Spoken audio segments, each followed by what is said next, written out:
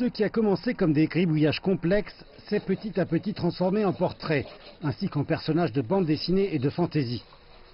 Voici le moyen original qu'Ayan Feouloula a trouvé pour s'exprimer artistiquement. L'artiste visuelle raconte qu'en grandissant, elle aimait à réaliser des bandes dessinées et qu'en 2015, elle a soudain découvert l'art du gribouillage en participant à un atelier d'artistes.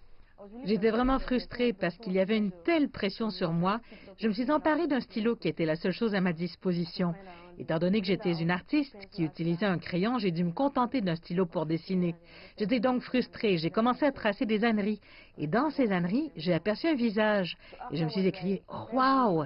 Et je suis partie de là. Et donc, par la suite, j'ai commencé à adopter l'art du gribouillage et à l'apprivoiser en réalisant qu'il s'agit pour moi du meilleur moyen pour m'exprimer. Ayan Feouloua a travaillé sur plus d'une centaine de pièces au cours des 2 dernières années. Chacune demande entre 10 minutes et 5 mois de réalisation et se vend au minimum pour 140 $. L'artiste participe également à des expositions pour vendre ses œuvres et sensibiliser à sa forme d'art. Je réalise aussi des pièces numériquement. J'en ai réalisé certaines pour la série Octobre. Grosso modo, j'essaie de travailler avec des jeux de mots. J'ai utilisé le pot d'échappement d'une automobile, puis un vieil homme qui fumait. Ensuite, il y a le souffle. J'ai utilisé des ballons et un homme qui soufflait véritablement dans une trompette. J'ai enlevé la trompette et l'ai gribouillé en train de gonfler un ballon.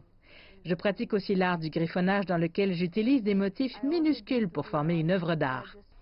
Ayan Feouloua travaille à présent à une série intitulée Funk Collection, qui célèbre le genre musical très coloré. Elle dirige aussi des apprentis artistes à travers sa plateforme Bienfaisance par l'art, qui enseigne bénévolement l'art aux communautés.